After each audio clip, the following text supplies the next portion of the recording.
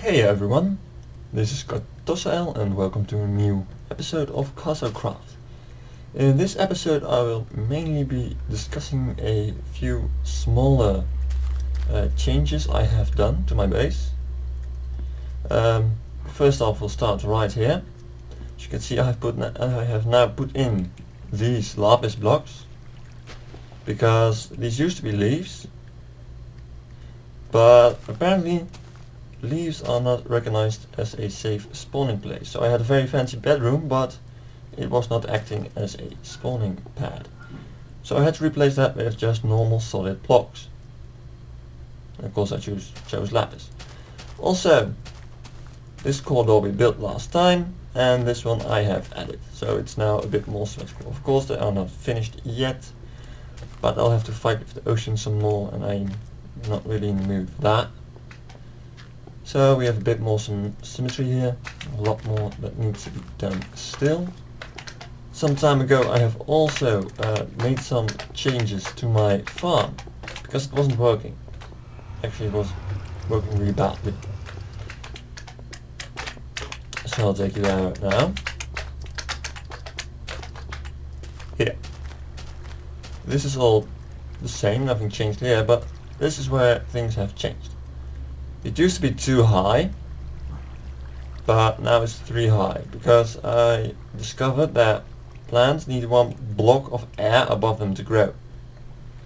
Most of you watching probably already knew that, but I didn't, so I learned it the hard way. Apart from that, the entire piston working was just not working. That was really bad English, but I suppose you know what I'm trying to say.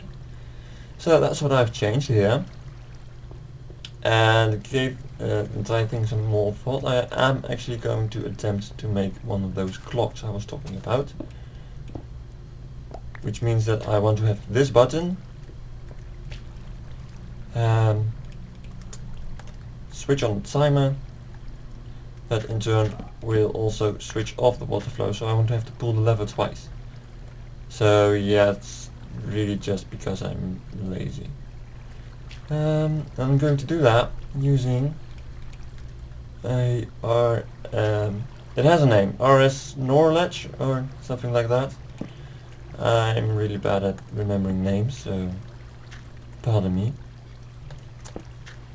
I believe it was something like this.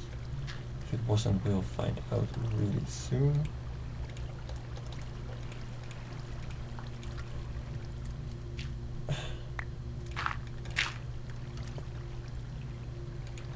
I need 2 of those. I don't want any dirt. I know I'm carrying too much with me. This will be the reset. Let's see. And if I'm not mistaken, this will be the output. Yeah. Right. So pushing the button will send a line of power, and it will remember. So this one hasn't given a signal off at all, but it's still being powered. In order to counter that, you must hit this wire. That's why it's called reset. So technically, that does not work. Naturally. Yeah, I'm guessing you. Oh, blimey. Oh no. Oh no. Oh well. Surprise.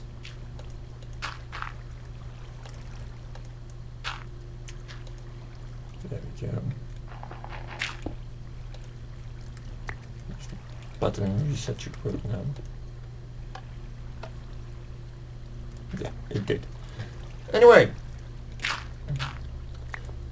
so the reset will be coupled with a timer, so I need more redstone. The button will not only make sure this is really a bad placing overall.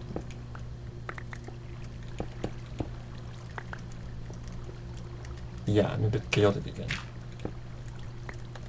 Like this. Yes. Yeah, I think it's correct. And if not, we'll find out soon. That's wrong. Yeah.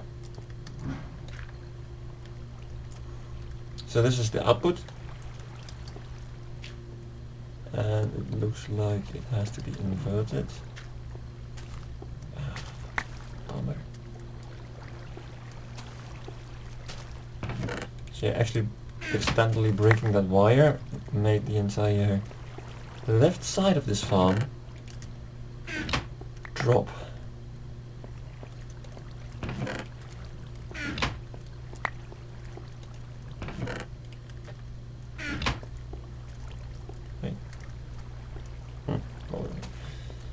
Alright.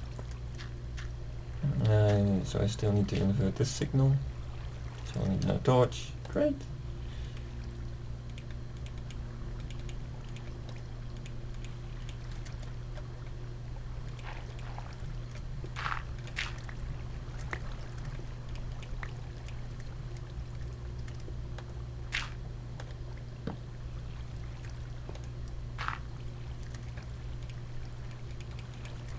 So that should work.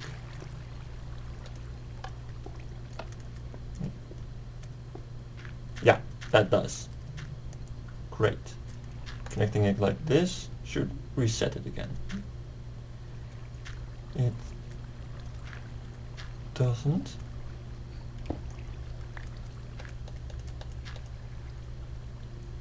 Yeah, it does.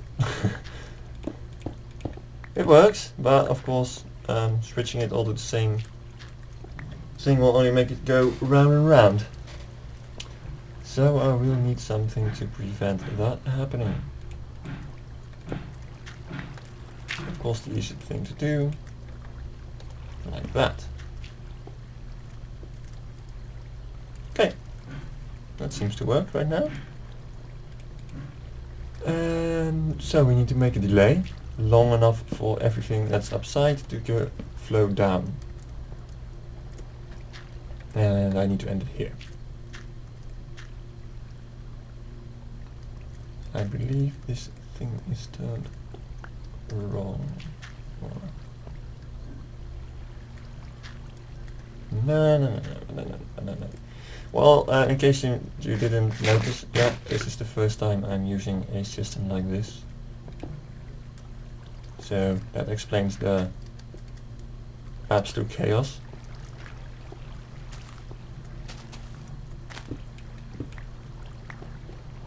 There we go.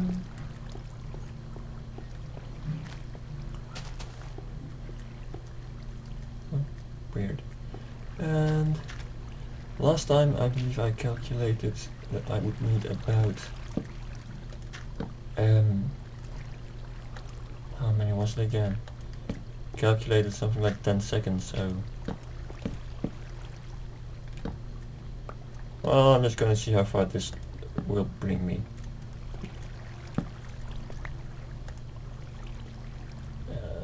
Well, that's what we call suboptimal. We'll just do this a tad differently. Just dig up this whole floor, gives us some more space. Oh, I did it again. Man. Well, that's one less repeater on me. That's always a good thing to have.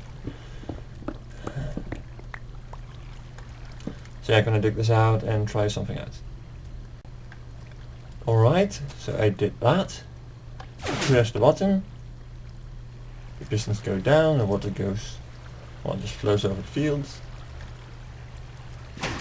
And they stop again. As you can see, I made an error and everything washed away. Well, it works now. So yeah, the signal goes in here, activates this light, which in turn deactivates the pistons. The same signal goes through all of these repeaters, and resets the whole thing, making them regain their power and pushing the pistons back up. So that's the way that goes. Love to test it, but yeah. There we go. I'll have to replant all that, and I may test it later on. So I will see you at the next little thing I changed.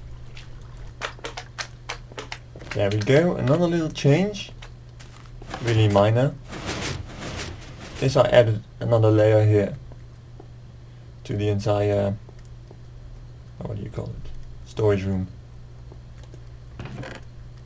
So that's not shocking or anything, but it's a change nonetheless.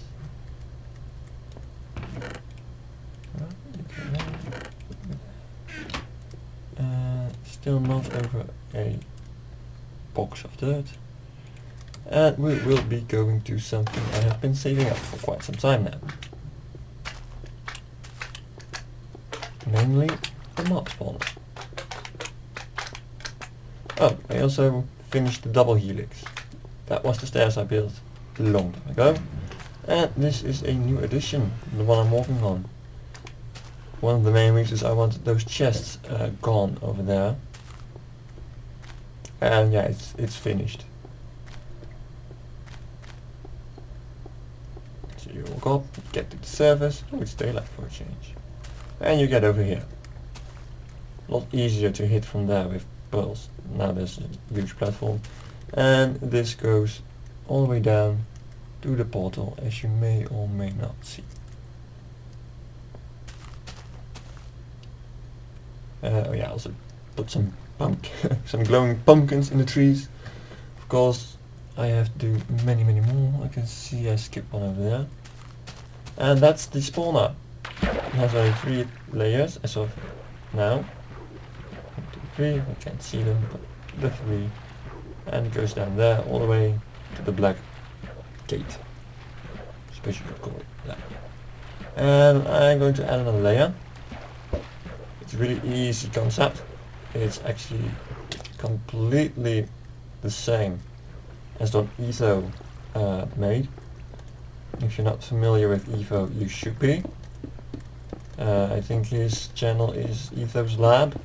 Anyway, he's great. A lot of my inspiration comes from just watching that guy. So this one is well, it's not 100% the same. But I'll get to that in a second.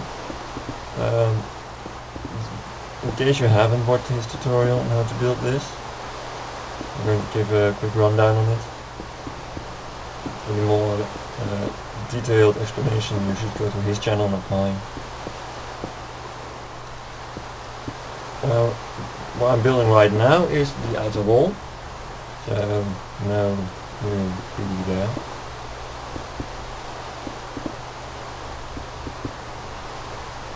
And these nooks I'm creating, I do that on purpose because a water flow is coming below that, which will push the spawn mobs to the center. Okay.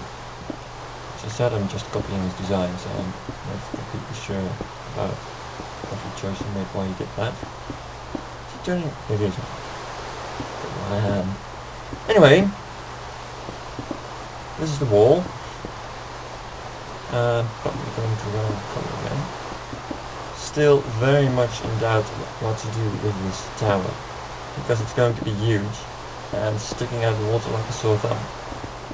I'm not sure how to make it more pretty. Right, the thing that I'm placing right now is in fact, pardon me, the spawning pad. So that's the place they will have to spawn on.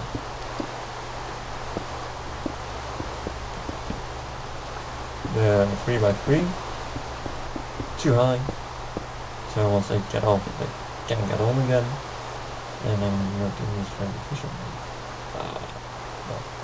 It works.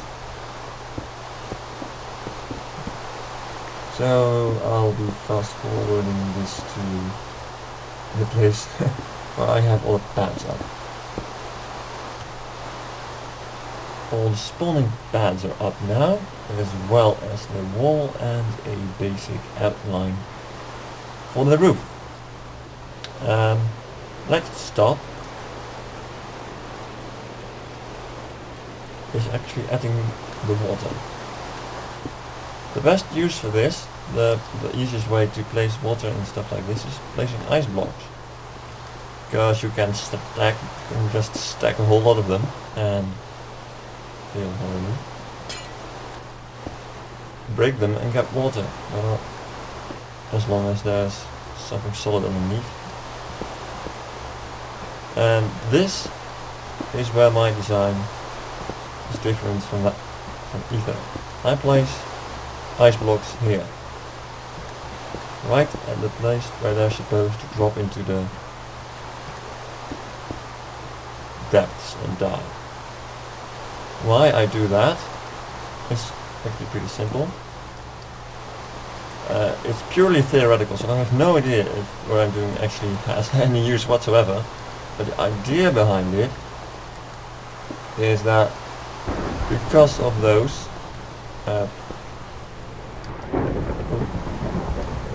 ice,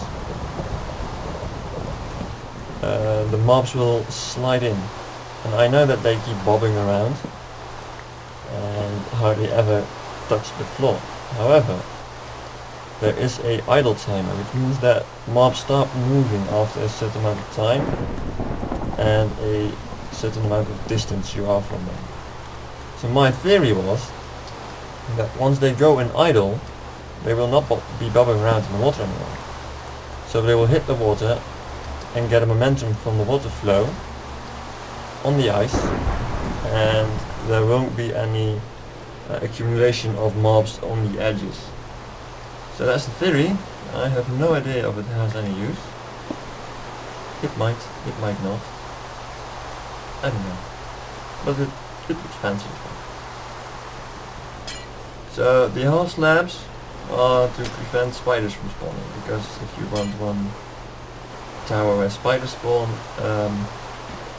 you'll have to make the drop bigger, amongst other things. You'll also have to make the canals bigger. And it's a lot more work for something, for a mob that doesn't really drop the items I want. The main reason I want this is gunpowder, and arrows are a good thing too. So spiders, no, I don't need spiders right now. I'm going to regret that someday, but it is not this day. And the trap is set. I also managed to disable every floor right now, because there's no sunlight streaming in.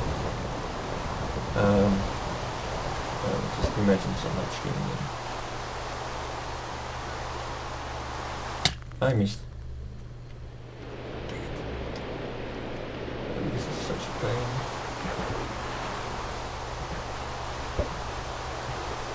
I missed again? I did not. Wow. Anyway, time to place on the roof, and another floor is done. So it's really that easy actually. Yep.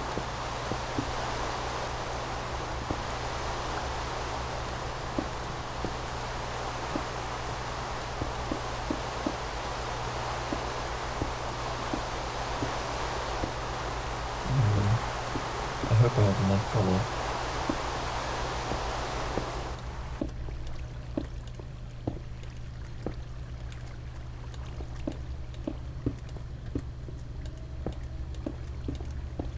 I might not.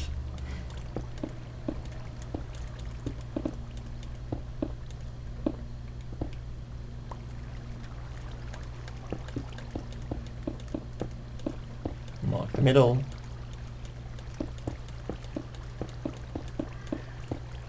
Yeah, I have enough color. That's a first. So there we go. Another floor of my mob tower is done. And as you can see, a lot easier to hit now.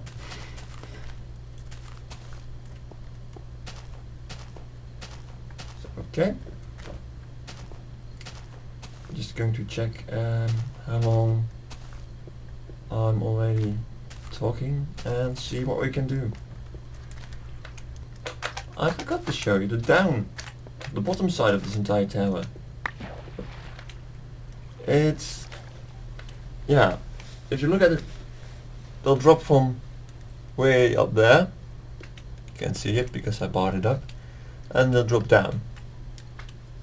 Yeah, I know there's water, and that will make sure that most of them won't die. In fact, they hardly get any damage. So, but of course I just want to grind them for their loot. I do not want to make an XP grinder out of this. Oh, what's up with that light? Oh. So, what this thing does, there's actually a room behind it. And there's a sticky piston here. And yeah, this block as well as that block has a tripwire hook on it. So, and of course there's a piece of string. As you can see, when a mob falls down, it triggers tripwire. One sends a signal immediately, the other delays the signal. Actually, it makes it longer because tripwires have a very, very, very short pulse. So a monster drops down, the block extends, they crash into the block and die, the block retracts, and the loot falls into the water. As you can see. It's a very efficient way of making sure you get the loot very easily. Oh, and the rate has gone up now, there's a 4-4. Of course it's not ideal just yet, and I haven't lit up everything either. So there's still a lot of work to do. And there's still a lot of little side projects I'm working on.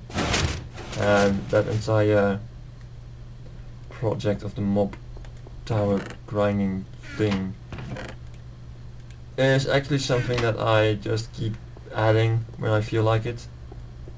So I had one layer, then I decided let's add a second, and so on, you know.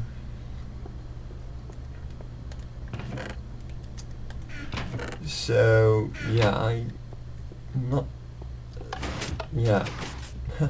having trouble finding the right words again. Let's see. Problem is, I have not yet started anything like a big project, which will be coming soon, trust me.